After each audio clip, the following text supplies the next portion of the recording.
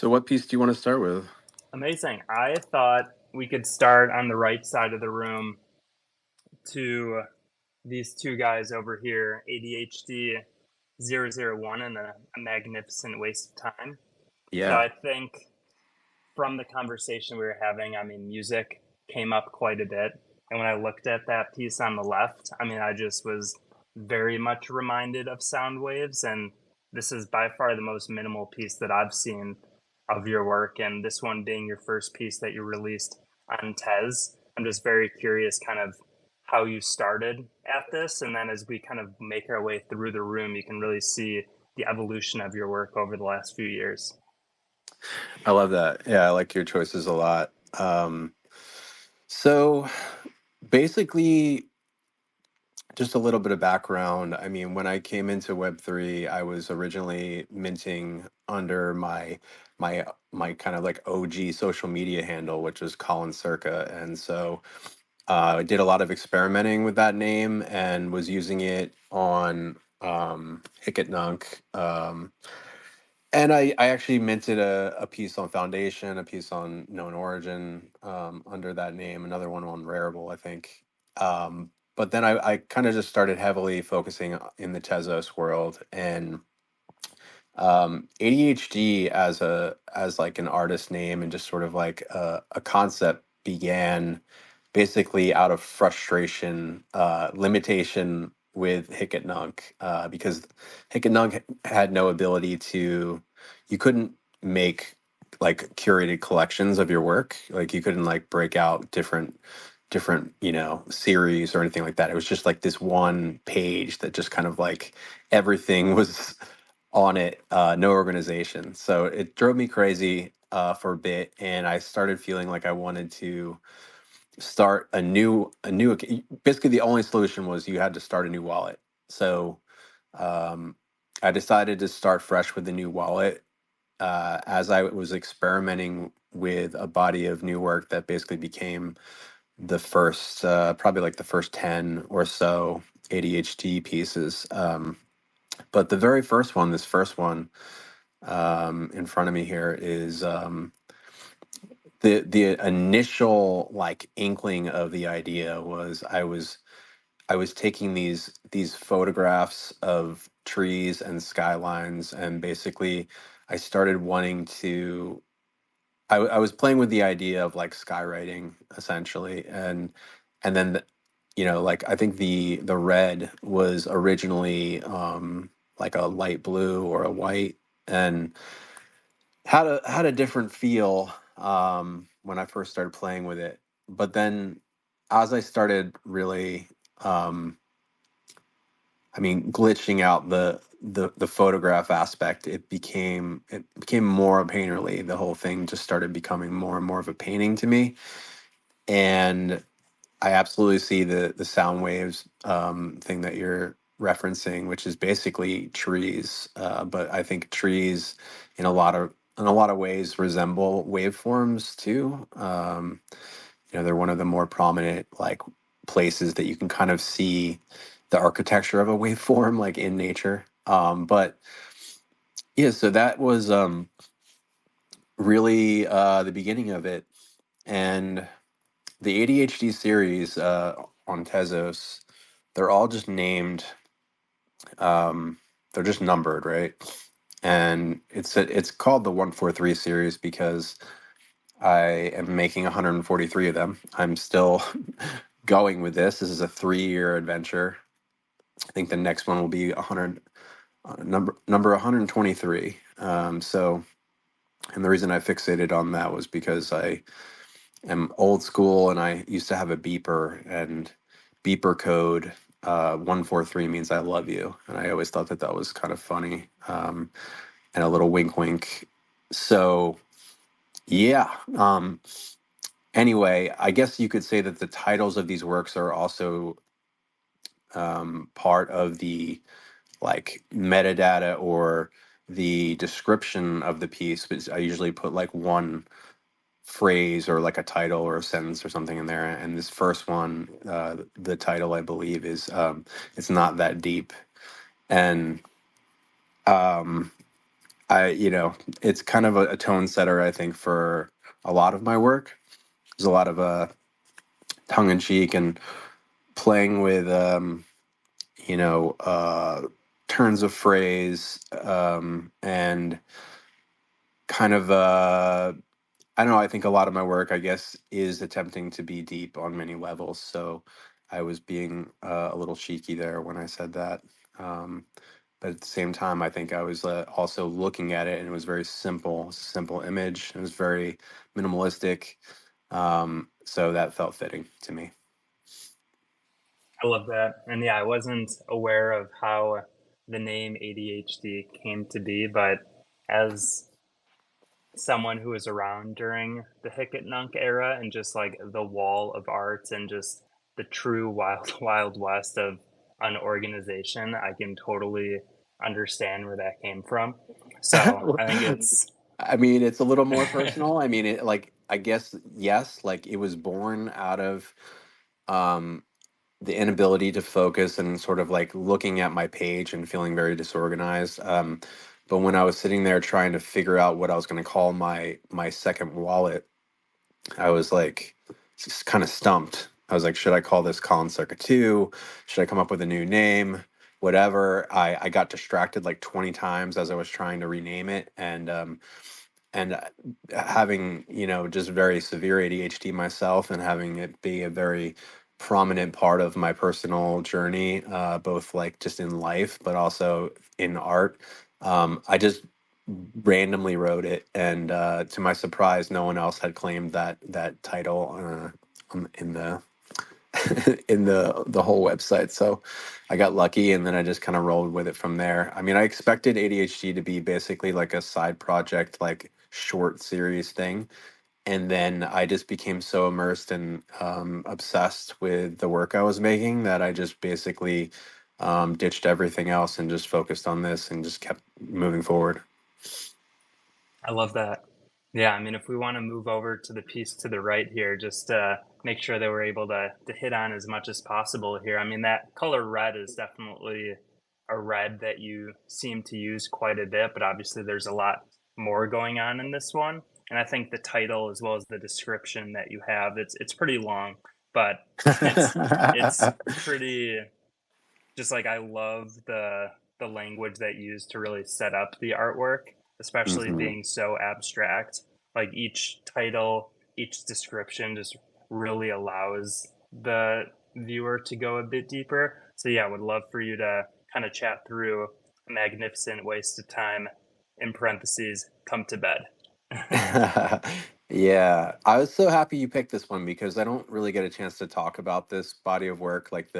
I would say like the first like 4 or 5 minutes on Super Rare are a very distinct body of work of mine, and um, this one felt like a big turn for me. I mean, I definitely brought in aspects of what I was doing with the 143 series, but then I also incorporated these elements that I really didn't start messing with until I made my series minimals on Object, and this felt like a even like a further step of combining different aesthetics, and I wanted to go even deeper with that and really make an abstract piece that had a very like you know a strong foundation of like objectivity as far as like what was inspiring the work, what I was thinking about when I was making it, what documents I included in like sort of like the collage aspects, the things that I put in there, the text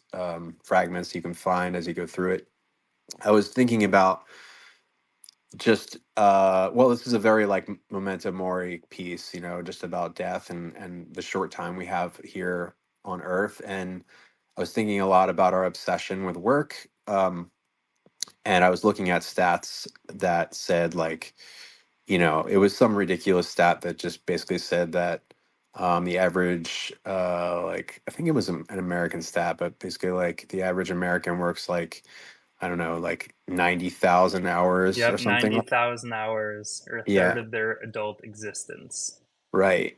and so that's staggering on its own, but then I started thinking about how artists in general like work way more than that, because that stat was based on like the 8 hour, 5 days a week, 8 hour, like 40 hour work week. And most artists I know are working like 80 hours a week or something.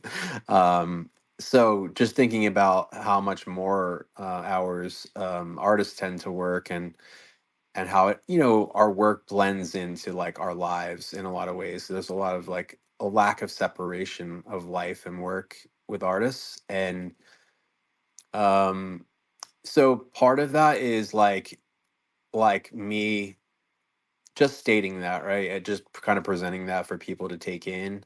However that affects you, depending on your personality, it's going to make you feel and think different things. But I was really thinking about like the partners of artists, and how, um, if you don't have a partner who is also an artist, then I mean it's challenging either way, because if your partner is an artist, then you're always dealing with your conflicting schedules and kind of trying to sync up. But then if your partner isn't an artist, then there is just this like absolute like well of patience and understanding that they sort of have to have, for us, because like I said, at 2 in the morning, sometimes an idea will strike and I won't be able to go to bed, and I'll just pop up and be down in my office. Or especially if I'm working on a show, I would just literally like go to my studio and start working. Because you never, like, when you're on a roll, you're on a roll, right? And um so that's kind of a thing I was thinking about. So the parentheses is come to bed, right? And it's just this sort of aside of like, you know is this all just like, a waste of time? Well, if it is, like, it's a magnificent one. But also come to bed, right? And that's really the emotional like foundation of this piece is that. Yeah, I absolutely love that. And I mean, I would argue that an artist can never turn off. Like an artist is thinking, they're dreaming, they're sleeping, like it all kind of relates back to the art. So like I would argue that it's like a 24/7, like there like is no separation at all. Because like Yeah. there's always in your subconscious, you're thinking about what's next. Yep. So yeah, I mean, I think this piece, as I was kind of going through your work, and especially being the first one on Super Rare, really, really struck me. Thank you. It was nice to revisit it. Amazing. Well, let's walk our way to the front of the room, and I want to make sure that we spend enough time on Love is a House Fire. Because again, as I was kind of going through all of your work across chains, I really think this is my favorite of yours. Like the colors, like I love how this is really like it almost feels like a self-portrait of sorts, and that was something that I definitely wanted to ask more about. But Love is a House Fire. Tell us more about this. Yeah, okay. So this is definitely the most recent piece in the gallery, and this is a piece I did for Object One. Um, this was a piece that I did for Evelyn O's curation, which is loosely inspired by Dostoevsky. And um, you know, again, I think over time that I've gotten more and more comfortable allowing my work to have like a, a multiplicity of meaning, and a big part of that being like a big chunk of meaning that like I can't really know, or that I'm unaware of, until someone tells me it. And then I would say that, you know it would take something very drastic for me to maybe strongly disagree, right? Like, I mostly accept other people's interpretations as true these days, because I think art takes on a life of its own after we kind of cast it out into the world. Um, that's I think a little more specific to visual art. I think songs and films are a little different, although I would say that it can also apply there as well. Um, but this piece for me, again, and I guess it's interesting to like, having just explained a piece from years prior to this, but I'm still, I think, struggling, or wrestling with these concepts of like, um you know, looking through a lens that's both like extremely cynical, but also simultaneously optimistic and romantic. I I really just wanted to make a piece that was about, um, this idea of love, being both like a miraculous, like, um supportive, life affirming force, while also simultaneously being, well, having the potential to be like an annihilator, like just a complete, you know like destructive, force, violent force, so, um I was thinking a lot about house fires for whatever reason. Um, I've known a bunch of people that have had, house fires in their life, and, um, I I don't want to, make light of it or anything, but there's something, interesting to me about the psychology of what happens when people lose everything, and I think that people usually react in two different ways. Some tend to become, extremely fearful of losing things and become almost hoardery after that, experience, and then others can become extreme minimalists, like not allowing themselves to really attach to anything, after that. And I think there can be, um like a metaphor drawn, like from that to love, and how we react from heartbreak, and how we react from losing people, in our lives, and things of that nature. And so it can be a absolutely devastating, thing, yet also be like a completely, you know I guess, I don't want to say inspirational, but like, freeing and empowering thing.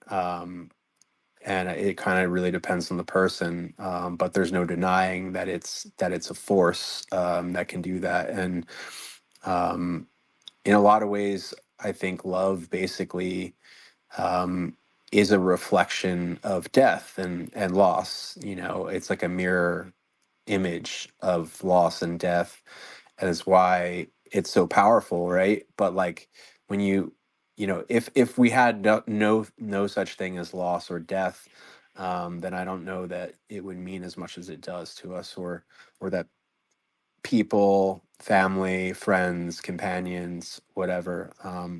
I think a lot of this like stems from like losing animal companions myself. Like, it's probably my most profound, um, experience of this, with the exception of maybe a few people that I've lost. I've been lucky to not lose that many people in my life, at least not to death, but have lost many animals. And I often think about, like the love that I feel in those moments when I'm with them, um, is like, an inversion of what I feel when I lose them, And so I think that's really what I'm trying to get at with this piece.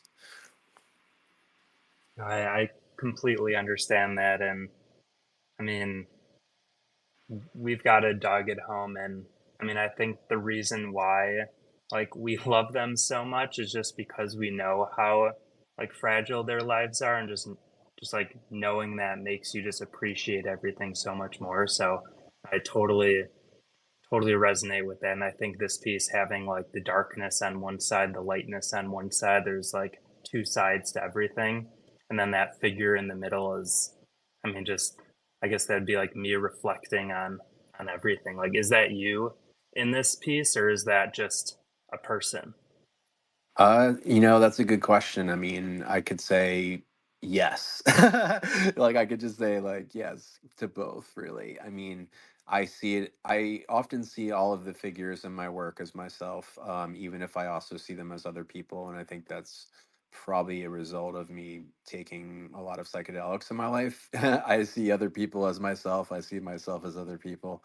So that's that's a simple way to answer that. But I think it was important to me to make it like almost like half a person, right? Because I think that there is a component of like when you have like love is like usually a thing that involves multiple parties, right? And so I wanted to represent this like half full form, um walking out of this like blaze, and I think um I threw in like the little like meme up there in the top right. It's like very like half toned and blown out, so it's hard to see, but it's basically like a guy like clubbing another guy, and like it says like you ever just, and like the one guy has me over it, the other guy has me over it, and the club has me over it.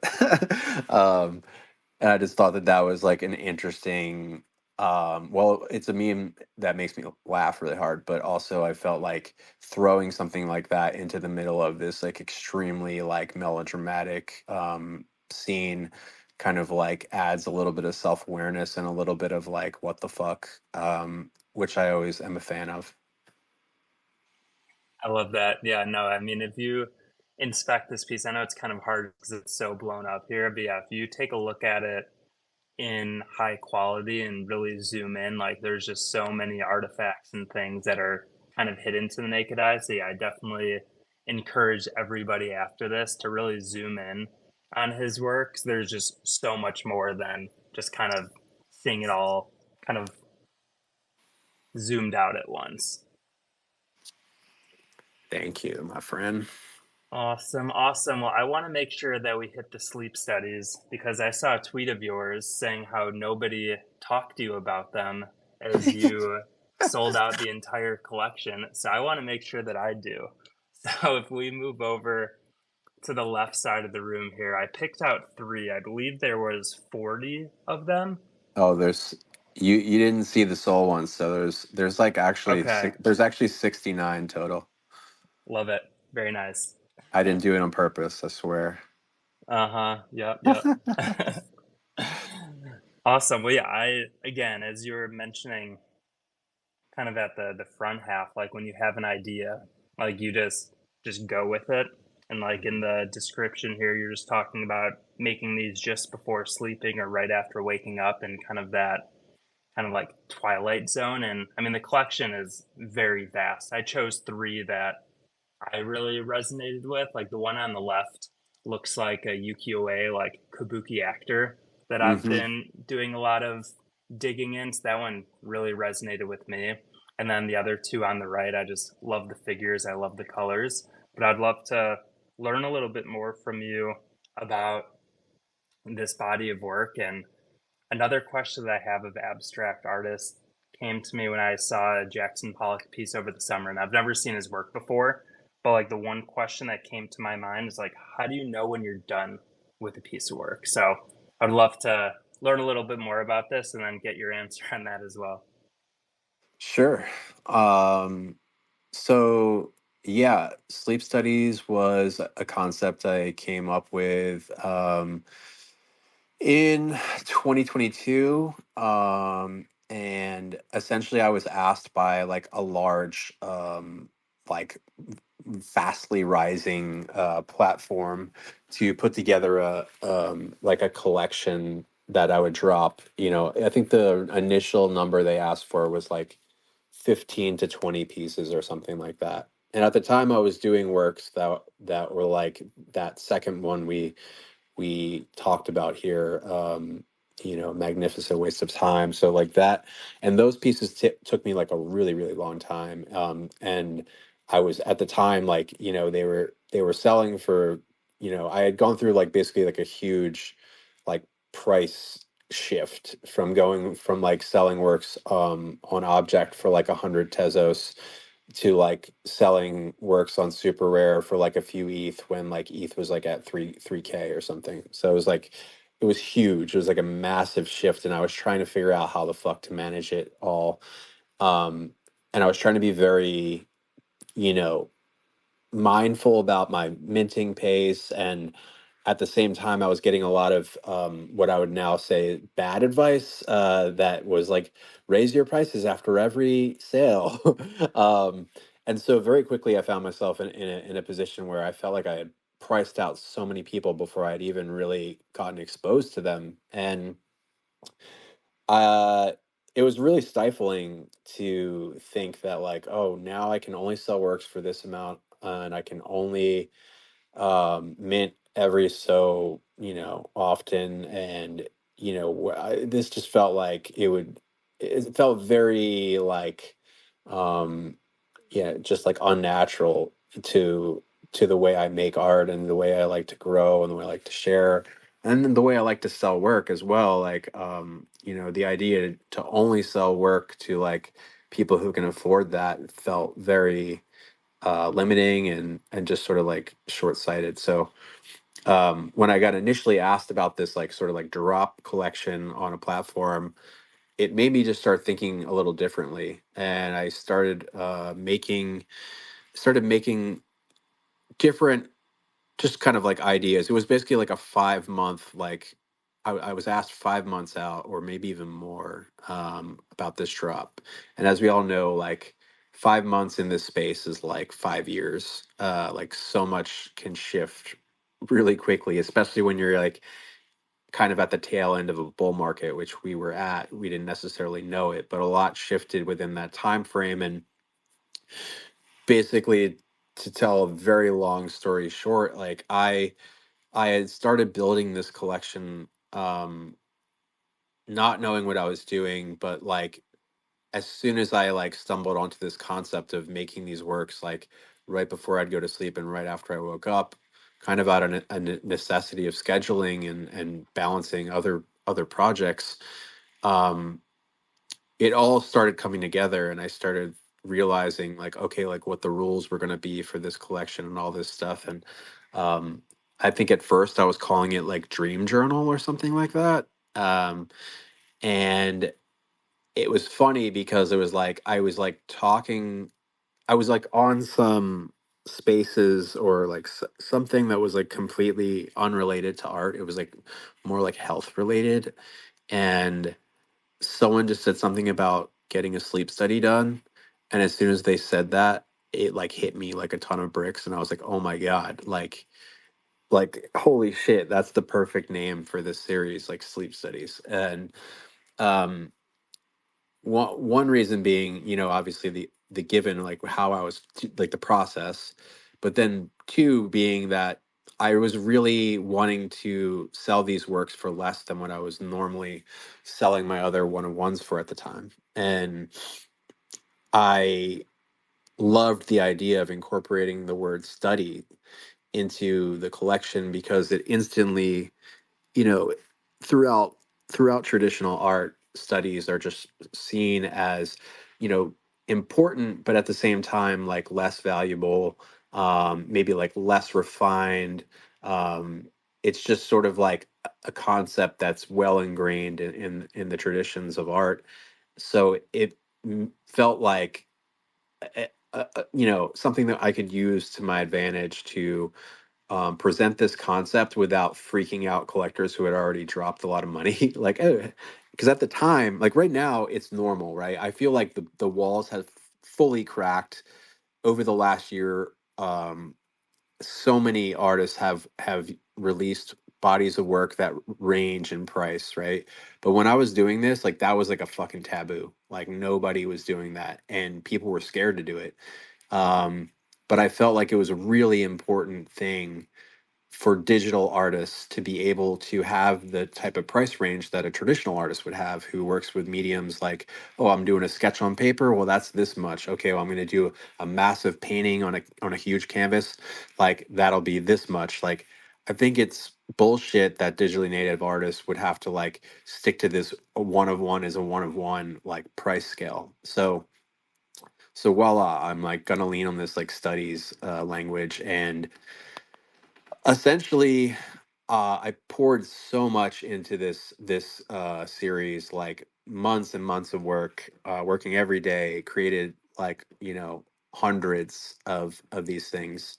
And um it was like a refining process where like I start to really look through them after I had done them through almost like you know, I was doing these in like in that phase, like in between like sleep and waking. Like I was conscious, I was there, but I really wasn't fully there. And there's something beautiful about that phase of your mental capacity. And so essentially, as I started really refining like what I felt like was a finished work and what wasn't, I still felt like I had a huge collection, like way more than I was initially asked. And as the bull market was kind of going away, and as platforms started to really kind of like struggle to do what they were doing in the past, this platform was obviously struggling. I could tell they didn't even really check in with me. And it was like, oh wow, we're a month out from when we were supposed to do the drop, and they haven't even like sent me in like a DM like being like how's it going or anything. So that started giving me bad feelings, and I started feeling like I'm so attached to this body of work. I love it so much. I believe in it so much. And I know the risk that comes with working with big platforms, or just working with platforms in general. Like when you're working with another party, you can put a lot of trust in them, and sometimes things can go wrong on their side that are kind of out of your control and maybe even out of their control, and it fucks up the whole thing. And so I started feeling really protective of this body of work and felt like, you know what, I'm going to bail. So I essentially pulled out of the drop, and it was a good call because they actually folded like maybe like less than a year after that. But I pulled out, I reassessed the whole idea, and decided to do a multi-chain series. And I wound up doing drops, basically like a day apart on ETH, Tezos, and Solana. And it was like the timing was perfect. Everything just sort of lined up, like the stars were just like aligned, and everything was just like pretty much instantly sold out. It was crazy. And it felt really special, and it felt like almost like a club. Like it felt like because they were all one of ones, and they all had such, I think a lot of them have very distinct characteristics about them, and then some of them that are that were made within the same week of each other or something. You can start to see like kind of like families of them and like how they're related or whatever. But yeah, I mean, I think having spent a a large amount of time on this series while also building up my other works, and I think I'd be as I started doing more sleep studies, as I was like really focusing on them, I was really getting my itch scratched for pure abstraction. So that pushed me more into doing like figurative collage work in my other series that I had going on. But this was like so satisfying to me because I knew that these works weren't even going to have titles. I knew that they were going to be titled the date that they were started, and basically that was it. And there would be no entry point in terms of emotionality or subject matter, and just pure abstraction. And a lot of these do have like aspects of them that were born out of feeling, or like what happened during my day or what was going on. I even initially started keeping like a log where I was like writing down like what did I eat today? What time did I get up? At first I didn't know what exactly I was doing. I thought maybe these could be like traits or something like that. But initially, like eventually I realized no, like I want this to be extremely like impenetrable in terms of that like where it came from, what the inspirations were, like all of that stuff. And I wanted to leave it all to interpretation. um, and I think that is one of the most beautiful things about abstraction, is that you can kind of decide like how objective is the work? How flexible is it? And for me, this series was very much like I wanted people to take whatever they could from it on their own, because I see abstraction as a mirror, really. You can look at an abstract painting, and I think you're really just seeing a reflection of like your own consciousness in a lot of ways. And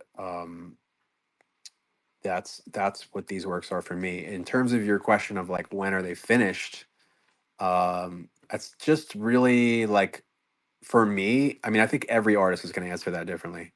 For me, it's an intuition thing, and it's basically I have like a process that I've developed now, especially with digital works. With physical works is a little bit different, but like with digital works for me, it's a process of, okay, I think I'm done. Now begins the 24-hour period where I cannot look at it at all. Like I don't look at it for at least 24 hours. 48 hours is even better if I have the ability to do that, then I like that. But sometimes deadlines don't allow for it. But basically, if I don't look at it for 24 hours after getting that initial ping that I think that I'm done, the next time I look at it, I can almost instantaneously know, is it done or is it not? um, and it'll just be an intuitive thing. It'll either nag at me, like aspects of it will be like, oh, this is obviously like the, too dark. Like, and sometimes that's literally all it needs is just like me to go in Photoshop and just 0.25 plus on the exposure, and that's it. And then it's done. Other times I'm like, it's unbalanced. Something about it feels off, and then I have to go back in. Um, Now, there are some times where I do all of that and I still don't know and I'm unsure. And that's where I have like a trusted inner circle of artists and collectors, but I would say mostly artists and one collector. uh, but like there are a few people. I have a few circles of inner trust, that I reach out to and say like, what do you think about this? Or it's usually I'm stuck on two versions or something like that. Shout out to Nevin in the audience. Like Nevin's been someone who I will reach out to sometimes and just be like, I'm stuck on these two versions. What's your take on this? And he'll almost instantaneously have a favorite, which is great. I love having people in my circle that are opinionated and just have a point of view and have something that to me that instantly, like, I know that they're not just telling me something to tell me something, right? Like, and I think that's an important aspect of having artists in your circle that you trust who can give you an opinion. um, and it doesn't mean that something's bad or good. It's just you take what you know about that artist and then kind of like put it all together, put all the factors together, and it's like, okay, uh, Nev likes the yellow background more than the blue background or whatever it is, um, and uh, and then you kind of process that and what does that mean? And sometimes, like, well, I would say like almost always, I've already ran it by my wife and I got her opinion. So then if I get a consensus and everyone's going like, yeah, it's the fucking yellow one, dude, and I'm like, oh shit, okay. Like it makes it a little bit easier to feel confident because most of the time they pushed me over the edge back to where I was. Actually, they pushed me away from the edge. They pushed me back to where I was, where I thought like this is the one, but then I somehow just kind of wandered off into this other, well, maybe this. And often it's like, no, like your initial instinct was right. But then there are other times where I'm like, this is the shit right here. And then everyone else is like, no, this is definitely the one. And if I get a consensus from people that I trust and it's like something arbitrary, then I will usually defer to them because 9 times out of 10, I've been stuck in the weeds for fucking days and like my brain is fried, my sense of like color is fried. And so that's probably the furthest extent I'll go to like crowdsourcing ideas or inspiration. I'm not gonna fucking put out a Twitter poll, but you know, trusted inner circles are helpful.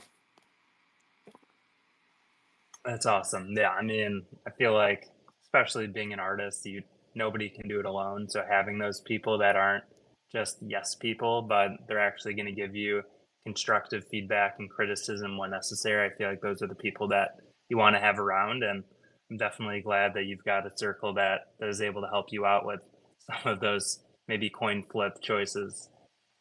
Yeah, I mean, it's basically like it's helpful because it pushes you back up against the wall and is like basically like what are the aspects of this that are like that you are not willing to bend on, and you start to realize what the piece really is, where the foundation of it really lies, and like what aspects of it are maybe more arbitrary, or what aspects of it are more about the Trojan horse aspect of like getting people to walk through the door to like take in the work. I mean, that's like I could do a whole nother like spaces like on that, just like this idea of like, seducing people with colors or imagery in a way that brings them in close enough to then you're like, aha, I got you now.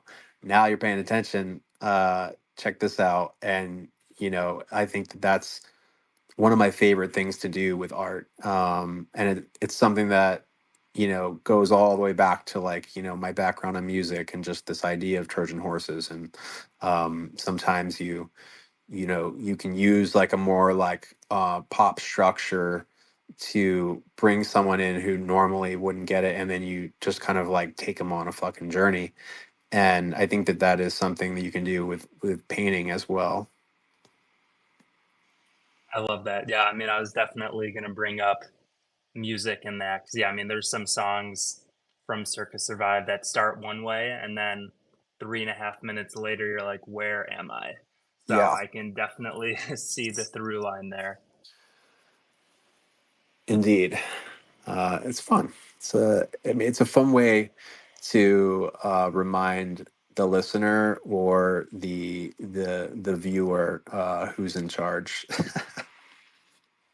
Love that. Well, I know we said we were going to go 30 minutes. We're already 17 minutes over, so I want to be mindful of your time here. Oh no, So let's kick it. Let's go full hour. we're going. All right, cool. 30 minutes is crazy, bro. We got to do All an right, hour.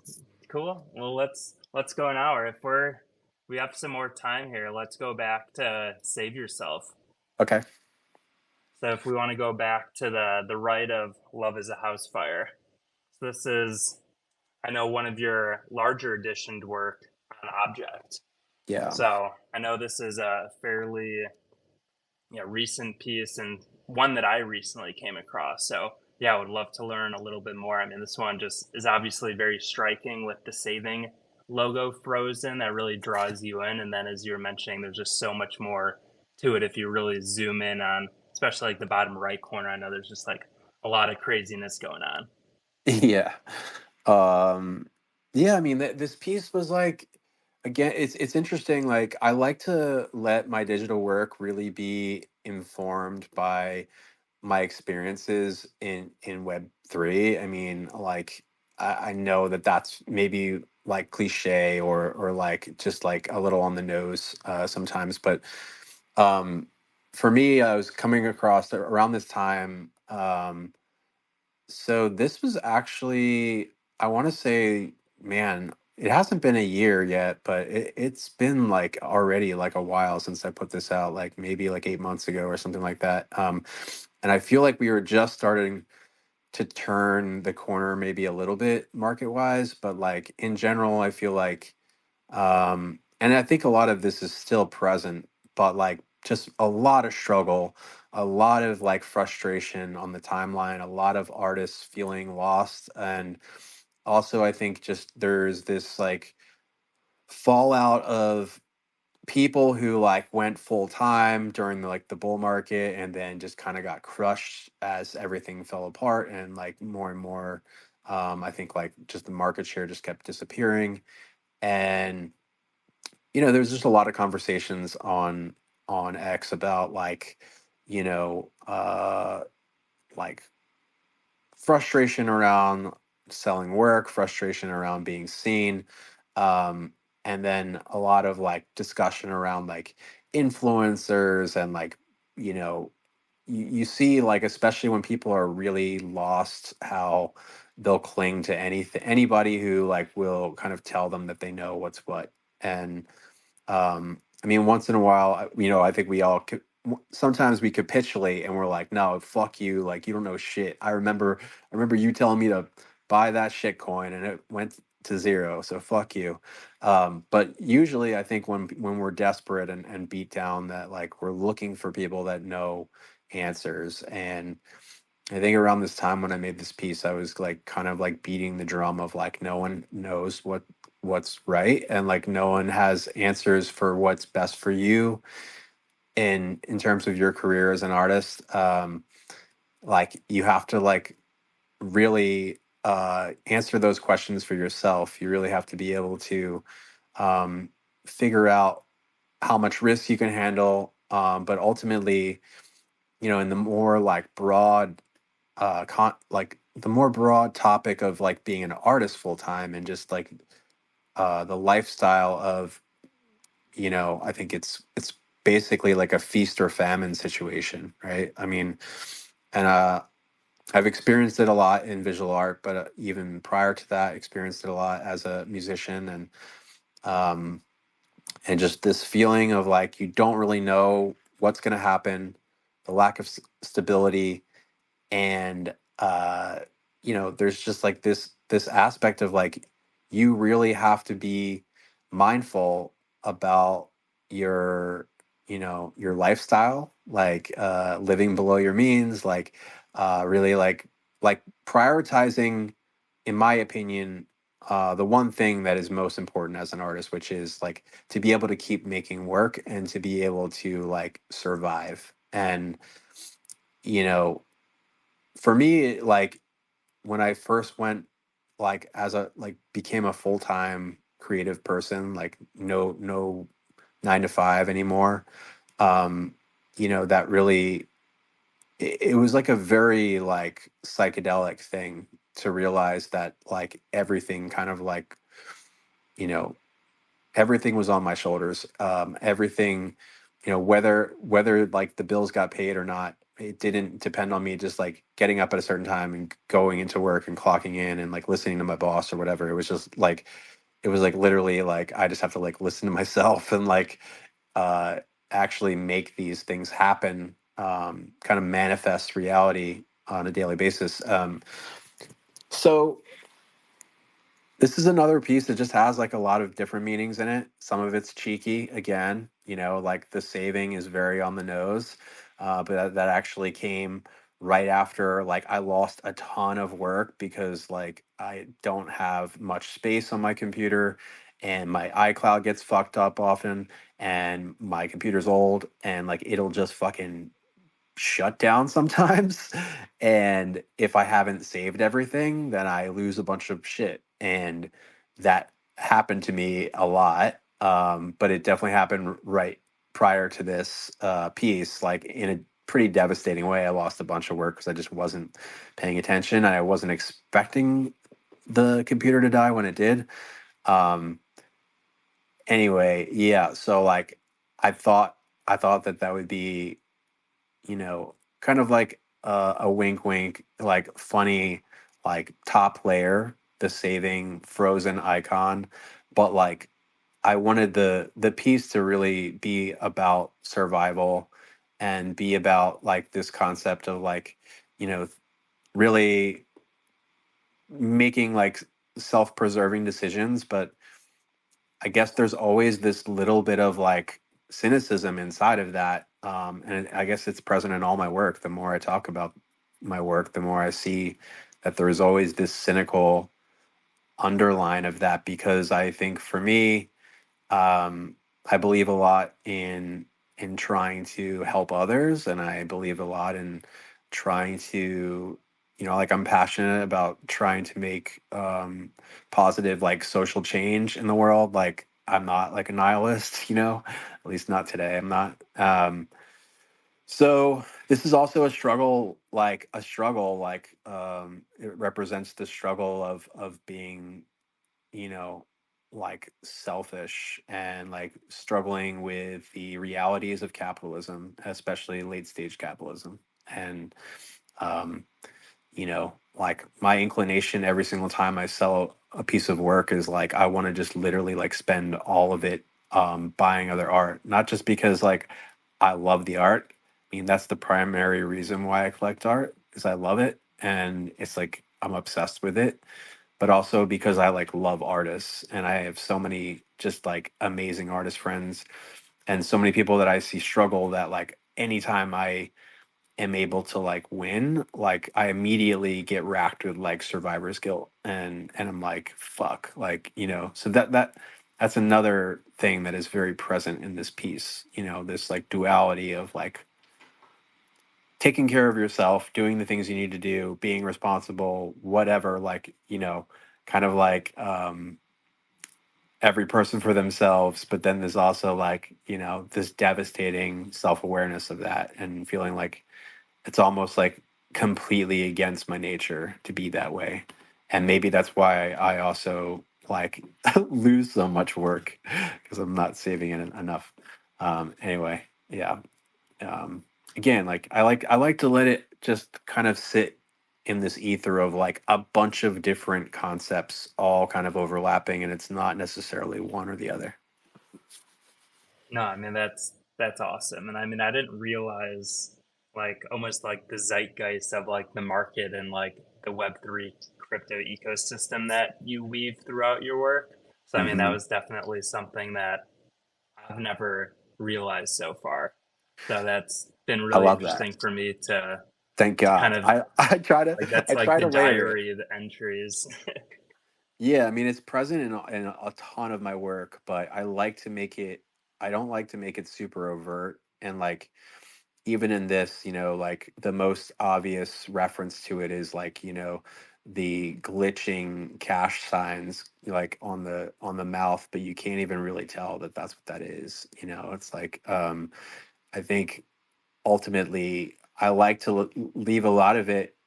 I mean, ultimately, even my most figurative work, if you step back away from it, I want it to kind of read like an abstract painting, and I want it to affect you in that way.